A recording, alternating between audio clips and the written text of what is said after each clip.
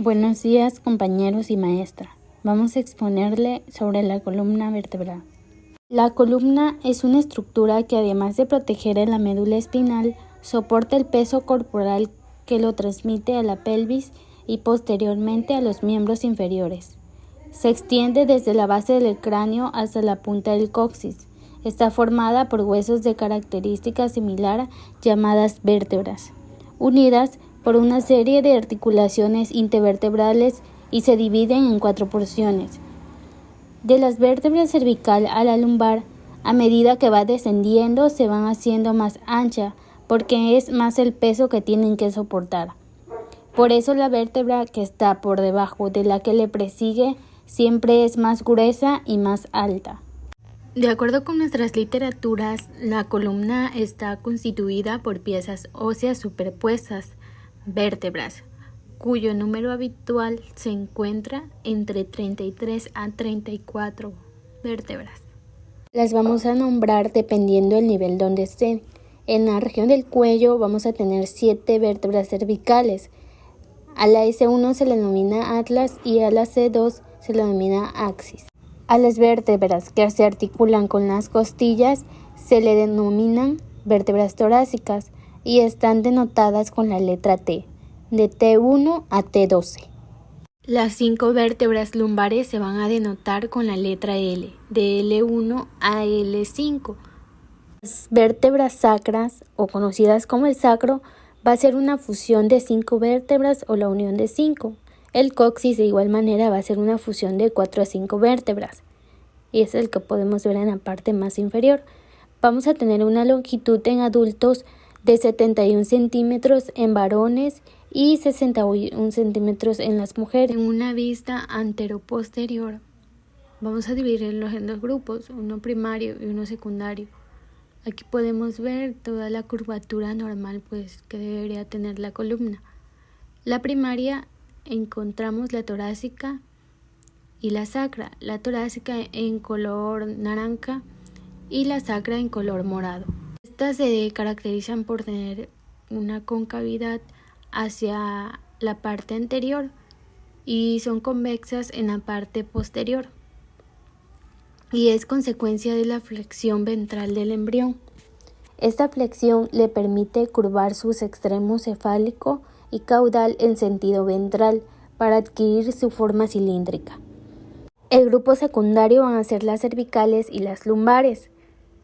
Tienen una concavidad en la parte posterior y son convexas hacia la parte anterior. Podemos verlas en color azul y en color verde. Estas son en consecuencia del desarrollo muscular del feto, que luego mantiene su forma como lordosis. Los efectos de la columna: vamos a tener una escolosis torácica debido a que se encuentra en la región del tórax, una desviación que podemos observar. En la otra imagen, una escoliosis combinada que se da en 2 regiones y una posición normal lateral, y esta sería una cifosis, que es como si tomara una joroba o una inclinación más hacia el lado posterior y la lordosis hacia el lado anterior. La vértebra típica es la que nos vamos a encontrar normalmente. Está compuesta por un cuerpo, es el que podemos observar aquí, y sus bordes los vamos a denominar el anillo vertebral, que es esa elevación que rodea al cuerpo. El cuerpo es liso en la parte anterior y en la parte posterior se articula con el arco vertebral. El arco compuesto por 2 pedículos, uno derecho, uno izquierdo, y 2 láminas, una derecha y una izquierda. El pedículo va a tener 2 escotaduras, una superior y una inferior. Una superior y una inferior. La apófisis es donde se articulan los músculos y alan la columna hacia atrás. Las vamos a dividir en no articulares. Eso quiere decir que no se van a articular con una vértebra como tal. La espinosa, que es la unión de lámina con lámina, y la transversas es la unión del pedículo y la lámina. no se articulan con las vértebras, sino con las costillas. Las articulares con las vértebras van a ser 2 articulares superiores y 2 articulares inferiores que van a estar saliendo de los pedículos. La apófisis inferior de una vértebra se va a articular con la apófisis superior de la otra vértebra que presigue.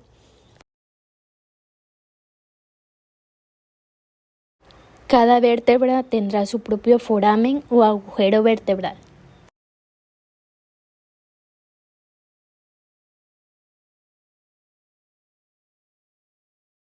Y estarán delimitados por una cara anterior, una lateral y una posterior.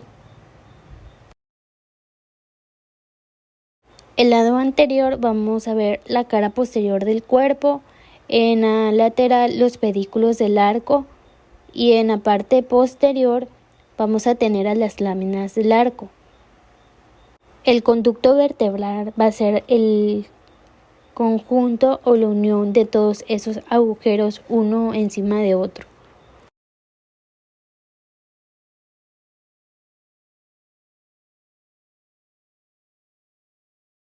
Puede confundir con el agujero intervertebral, pero este se da entre 2 vértebras y es el lugar donde salen los nervios raquídeos para ir a sus lugares de inervación, y es donde podemos encontrar una hernia cuando el disco presiona el nervio.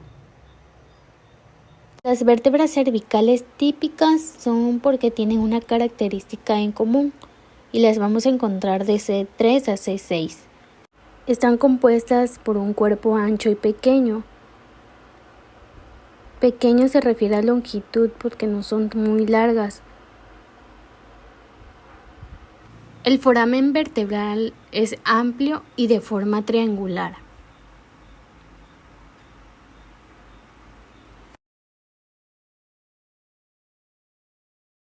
La apófisis espinosa es corta, por eso se le conoce como una apófisis bífida.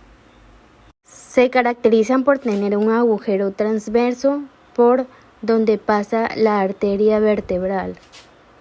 Es el que podemos ver de esa parte. Contiene unos tubérculos anterior y un tubérculo posterior que se ven en la elevación del agujero transverso. En estos tubérculos se originan los músculos del cuello. Contienen una apófisis unciforme que vemos que es la elevación del cuerpo de la vértebra. El foramen intervertebral es muy estrecho y es por donde corren el riesgo de la comprensión de los nervios espinales. Las articulaciones se dan en un plano horizontal.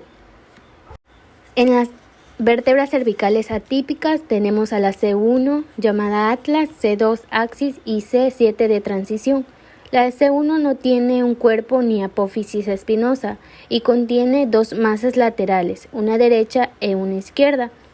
Estas masas están en la parte superior, contienen a los cóndilos que se articulan con el hueso occipital.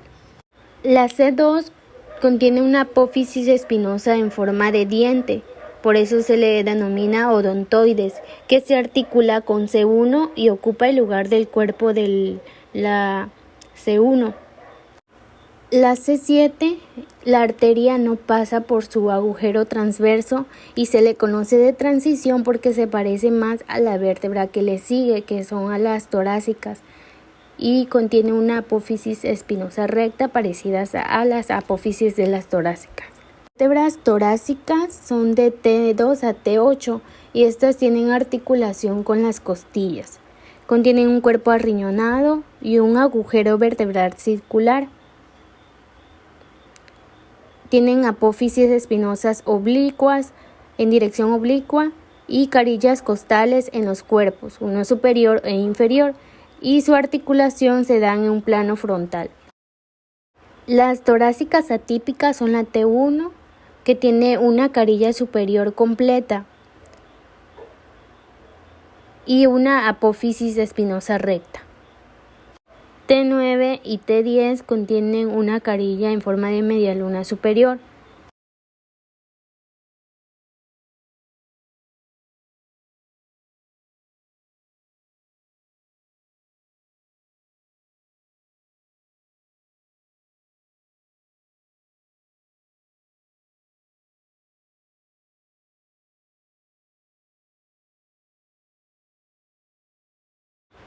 T11 tiene una carilla completa única y no tiene carilla costal. La T12 se conoce de transición porque se parece más a la vértebra que le sigue. A las torácicas tiene una carilla completa única, una apófisis recta y en vez de una apófisis transversa contiene tubérculos, uno mamilar, uno accesorio y uno costal. Las vértebras lumbares, las típicas de L1 a L4, contienen un cuerpo arriñonado, un agujero vertebral triangular, una apófisis espinosa cuadrilátera, tubérculos mamilares y apófisis costales o transverso, un tubérculo accesorio, y estas se dan en una articulación de apófisis inferior y superior en un plano sagital. La única vértebra lumbar atípica es la L5, que es de transición. Contiene un cuerpo anterior grueso y las apófisis transversas son grandes y prominentes. El sacro es la fusión de 5 vértebras, de S1 a S5. Tiene 2 caras, una cara anterior y una cara posterior. Esta es la cara anterior y esta es la cara posterior. Su cara anterior tiene una cóncava hacia adelante y lisa. Contiene 4 líneas transversales.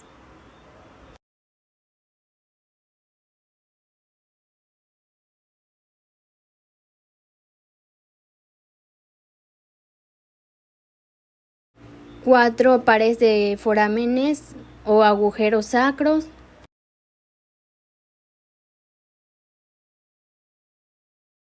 Y en la cara posterior es cóncava hacia atrás y rugosa. Tiene una cresta sacra media, una cresta intermedia o medial,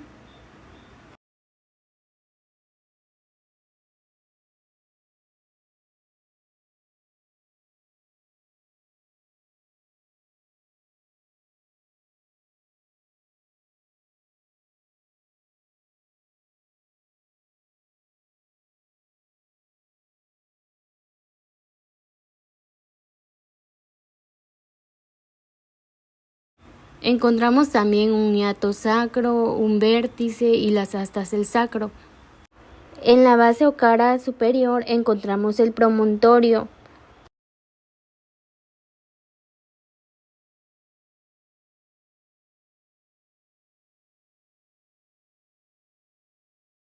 Una carilla articular lumbosacra y un conducto sacro.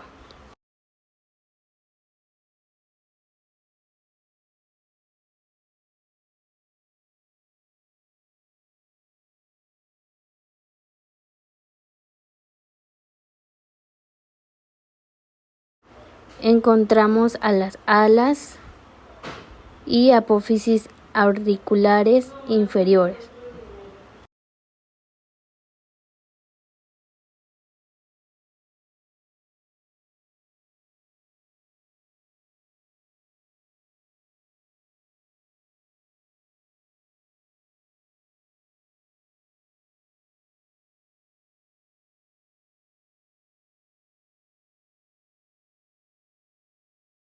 Tiene 2 bordes laterales, donde vamos a encontrar la cresta sacra lateral, que nos va a hacer la división entre la cara lateral y la cara posterior, y una superficie o una carilla articular.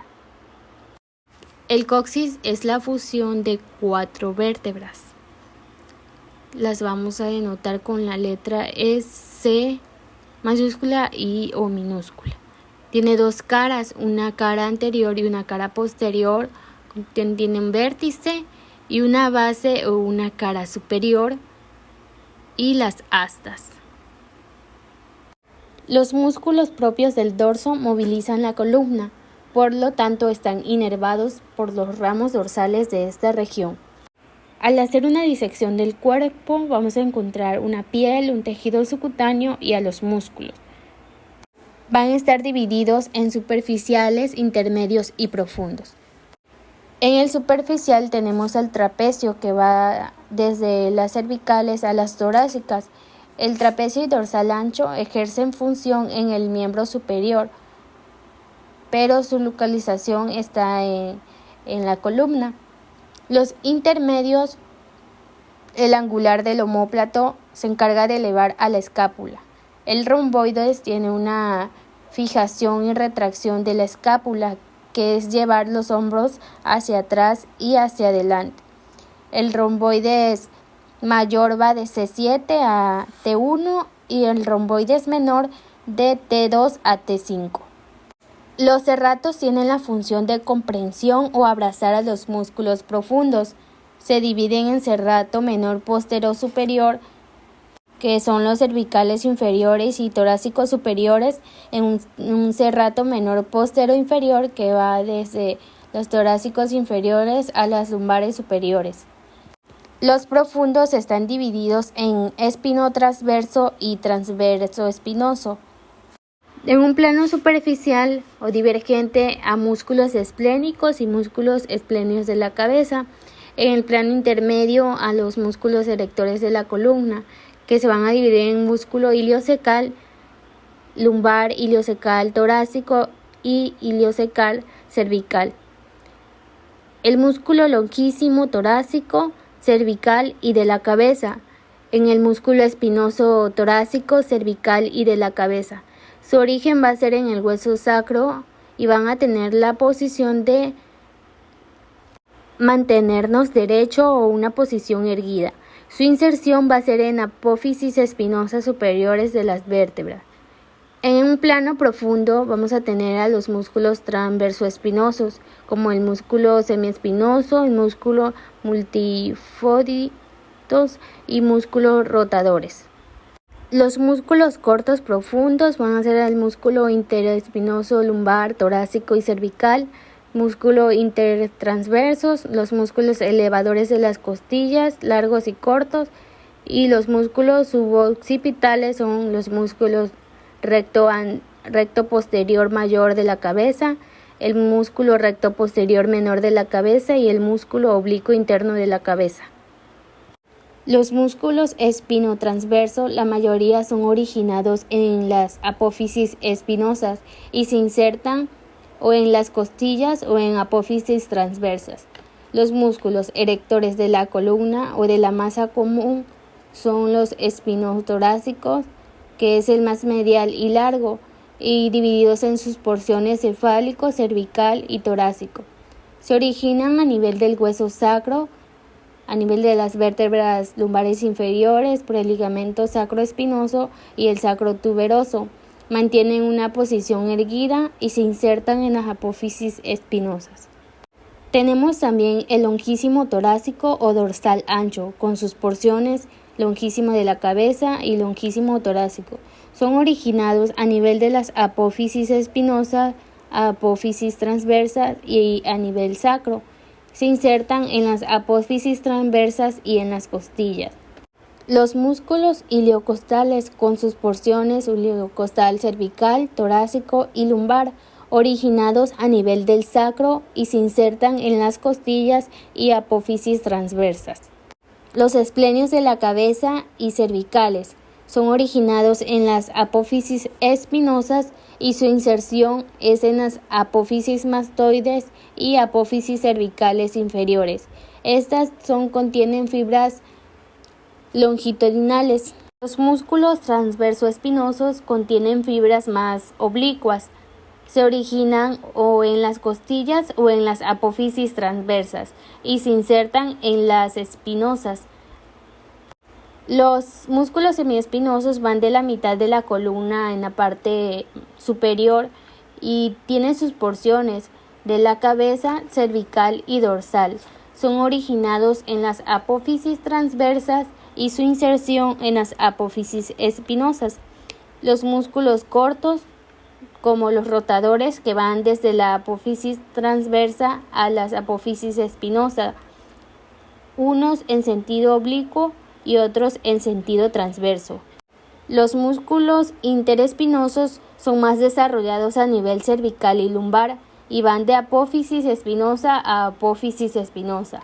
Los intertransversos son más desarrollados a nivel lumbar y van desde apófisis transversa a apófisis transversas. Estos son los músculos que se especializan a mantener la postura. Los nervios espinales o raquídeos de la médula espinal reciben el nombre de acuerdo a la región donde se encuentren. Tienen una rama anterior y una rama posterior.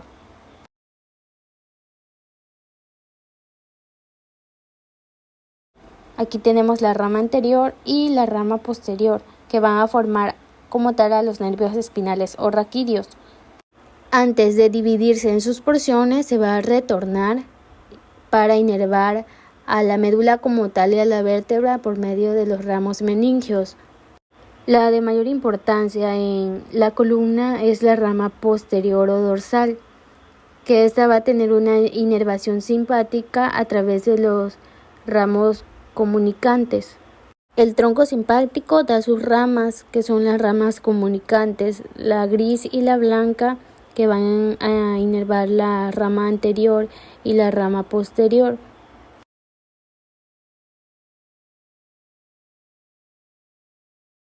Y también el ramo comunicante al nervio meningio. La rama posterior va a dar una división dependiendo a la dirección donde se encuentre o hacia donde vaya. En una medial va a tener un ramo cutáneo posterior que va desde la mitad superior de la columna y uno lateral que va de un ramo cutáneo posterior va a ser de la mitad inferior de la columna. Estos se llaman cutáneos porque llegan a inervar hasta la piel. La división medial va hacia la línea media y en ciertos segmentos perfora a los músculos hasta la piel. La división lateral agarra hacia afuera, hacia el exterior y perfora los músculos posteriores del dorso hasta llegar a la piel. C1 o nervio suboccipital no tiene rama cutánea posterior y inerva solamente los músculos. C2, conocido como nervio occipital mayor, contiene una dirección medial y C3 también es conocido como tercer ojo occipital.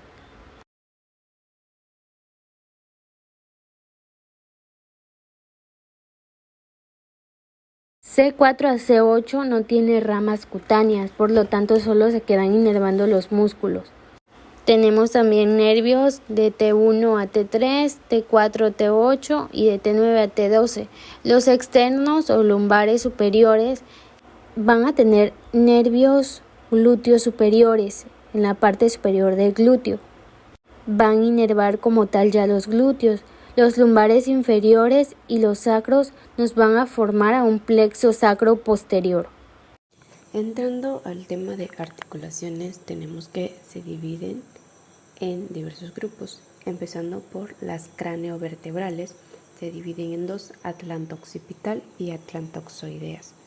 Estas últimas se dividen a su vez en media y lateral. De ahí tenemos las articulaciones ubicadas entre los cuerpos vertebrales, la cual es la uncovertebral, seguida de la siga apofisiaria, interlaminares, lumbosacra, sacrocoxigia, costovertebrales, que de igual manera se divide en dos, de la cabeza de la costilla, costo transverso y la sacroiliaca.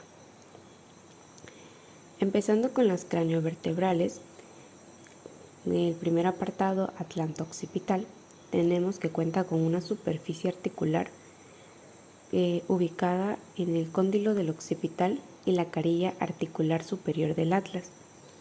Cuenta con una cápsula articular ubicada en los límites de las superficies articulares.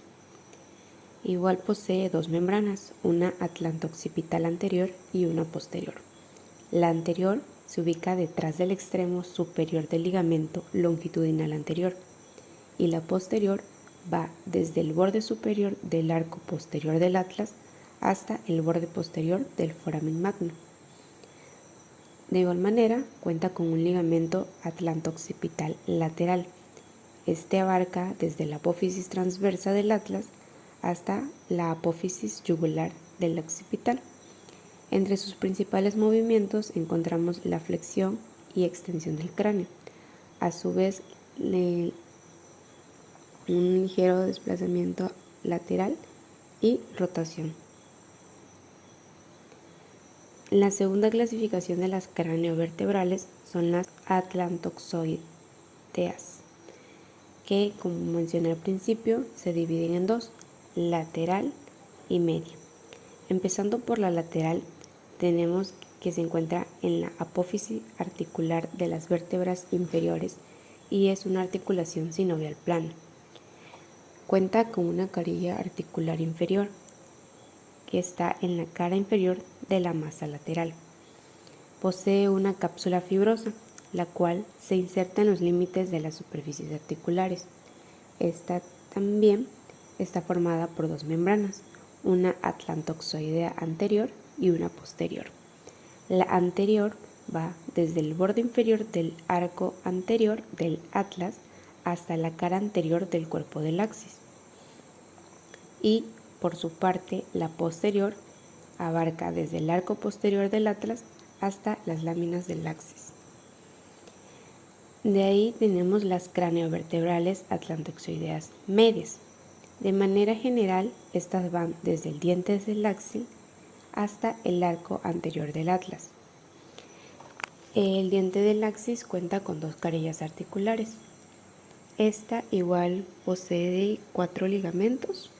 El primero es el transverso del atlas, el cual se ubica en la cara interna de las masas laterales del atlas.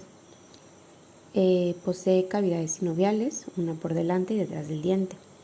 El segundo ligamento es el cruciforme del atlas, que es un conjunto de fascículos longitudinales y ligamento transverso. De ahí viene la membrana tectoria, la cual es una lámina fibrosa que se ubica en el límite anterior del conducto vertebral. El tercer ligamento es el ligamento del vértice del diente, el cual une el vértice del diente del axis con el borde anterior del foramen magno. De ahí tenemos el ligamento alar, que va desde las regiones laterales del vértice del diente del axis hasta las caras mediales de los condilios occipitales. En última instancia, tenemos al ligamento longitudinal anterior, el cual se encarga de unir al cuerpo del axis con la cara inferior del occipital. Entrando a las articulaciones entre los cuerpos vertebrales, tenemos a la uncovertebral, la cual se ubica en la superficie medial de la apófisis unciforme, a la escotadura lateral de la cara intervertebral inferior. Su superficie articular se dispone en un plano oblicuo de 45 grados. De ahí están las cigapoficiarias. Estas se ubican entre las apófisis circulares. Los movimientos que realizan son de deslizamiento entre las superficies. Estas las dividimos en 3 regiones, en región cervical, torácica y lumbar. La región cervical cuenta con una superficie articular en un plano oblicuo de 45 grados. A su vez posee una cápsula delgada y laxa. La región torácica tiene una inclinación vertical de 80 grados y la región lumbar posee segmentos cilíndricos del eje vertical. Estas, tanto la torácica como la lumbar, poseen cápsulas resistentes y firmes, en comparación a las de la región cervical. Dentro de las articulaciones lumbosacras, tenemos que se ubican entre L5 y el sacro. Estas poseen un disco intervertebral, el cual es originado por las superficies articulares y favorecen el deslizamiento hacia adelante. Igual posee un ligamento iliolumbar que va desde la apófisis costal de la L4 y L5 hasta la parte posterior de la cresta ilíaca. Se encarga de reforzar el sostén de esta articulación. Posteriormente tenemos la sacrocoxigia, la cual es una articulación cartilaginosa del tipo sínfisis. Se ubica entre el vértice del sacro y la base del coxis. Está formada por 3 ligamentos: sacrocoxigio anterior, sacrocoxigio posterior superficial y sacrocoxigio lateral. El anterior se encarga de unir el sacro y el coxis por delante.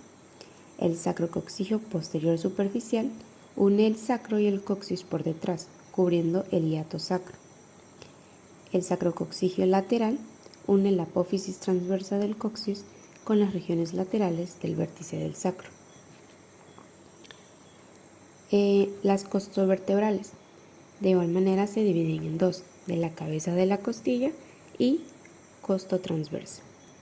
La primera de la cabeza de la costilla son sinoviales planos, las cuales se ubican entre las costillas y los cuerpos vertebrales adyacentes. Su superficie articular son las fositas costales y el disco intervertebral. Estas poseen un ligamento radiado que se ubica en la parte anterior de la articulación y se inserta en el borde anterior de la cabeza costal. De ahí las costotransversa. Son articulaciones sinovial plano que se ubican desde el tubérculo de la costilla hasta la fosita costal de la apófisis transversa. Posee 3 ligamentos, el costotransverso, el lateral y el superior. El costotransverso es corto y fuerte, que va desde la cara posterior del cuello de la costilla hasta la cara anterior de la apófisis.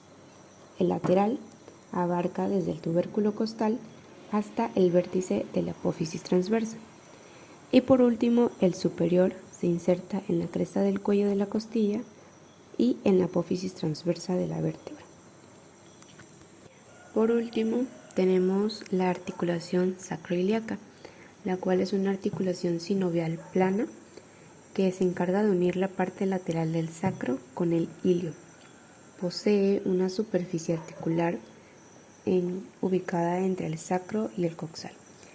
La superficie articular del sacro cuenta con una carilla auricular en forma de arco cóncavo y la superficie articular coxal está ubicada en la cara sacropelviana del ilio.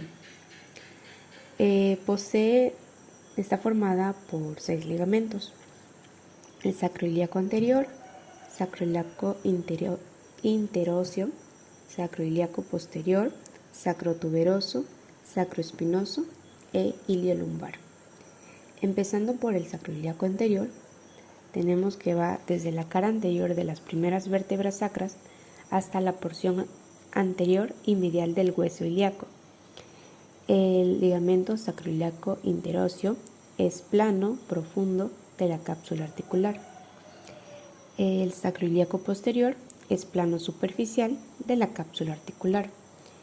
El ligamento sacrotuberoso se ubica desde el sacro hasta la tuberosidad isquiática.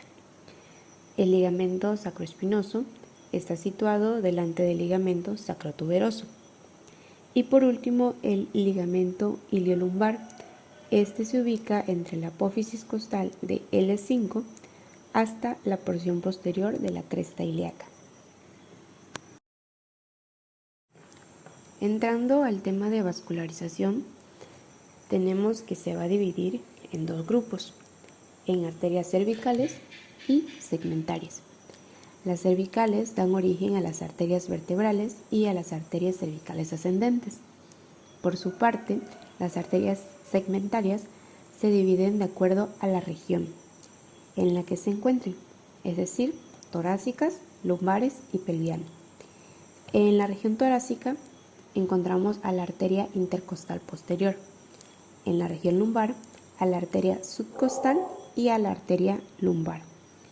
Y por último, en la región pelviana vamos a encontrar a las arterias iliolumbares y a las arterias sacras.